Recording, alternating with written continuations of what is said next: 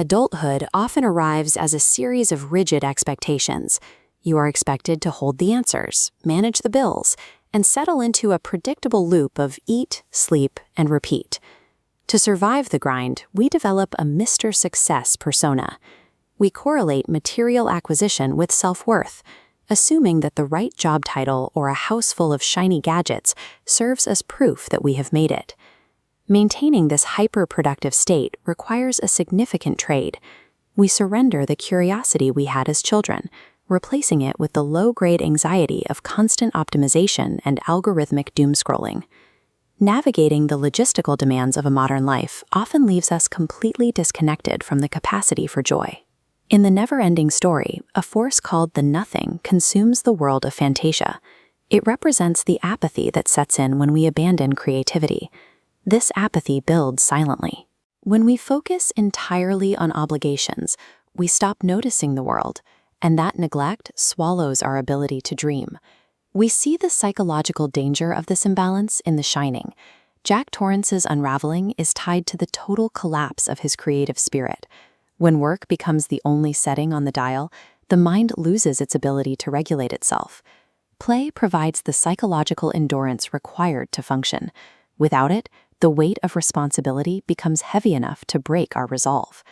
Engaging with stories is a workout for the adult brain. It forces us to look past our own immediate needs and engage with a world larger than our own. The Breakfast Club works because it challenges our reliance on societal labels. By the end of the film, the princess and the criminal are no longer just archetypes. They are complicated people with internal lives that mirror our own. Consuming these narratives builds a clearer understanding of others' perspectives. It trains the mind to recognize the nuance in real-world interactions that we usually ignore when we're on autopilot. Stepping into a fictional struggle is a necessary exercise in shedding the ego, allowing us to return to our own lives with a sharper sense of empathy. Interactive play offers a different kind of training. Video games function as sandboxes where we can practice resilience without the fear of permanent real-world failure. Games like Tetris require you to manage compounding chaos. As the pieces fall faster, you have to find a rhythm, clear the clutter, and maintain your composure while the stakes rise. Cooperative games like Contra shift the focus toward trust. Success often depends on shared timing and the ability to coordinate movements with a partner, turning a difficult challenge into a collective victory. This type of engagement rewires the brain to view setbacks as manageable puzzles rather than dead ends. Fred Rogers famously described play as the work of childhood. But for an adult, make-believe remains a vital tool for processing the complexities of the world. Tabletop games and imaginative world-building create safe, controlled environments. They allow us to simulate difficult situations while maintaining a comfortable distance.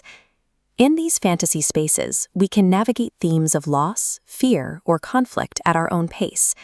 It is a way to confront heavy real-world emotions by filtering them through a narrative we can control. Confronting a harsh reality often requires the temporary shield of a story, providing us the room we need to heal and grow. The term man-child is usually used to describe a person avoiding responsibility. But true playfulness is not a rejection of adulthood or a lack of accountability. A healthier definition is the integration of youthful wonder into a productive life. It is the ability to maintain your curiosity while navigating the serious demands of the world.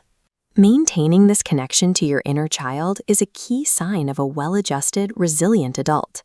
Choosing to play is a defiant stand against a culture demanding constant optimization. It is a refusal to let productivity algorithms dictate your time. Life does not offer save points or extra lives, but carving out time for imagination allows the mind to hit reset. It clears the mental clutter and restores your focus. You should feel empowered to brush dust off old hobbies, pick up a controller, or revisit a world of make-believe. Play is a fundamental safeguard against the drain of daily life. It is how we protect the curiosity that makes us who we are.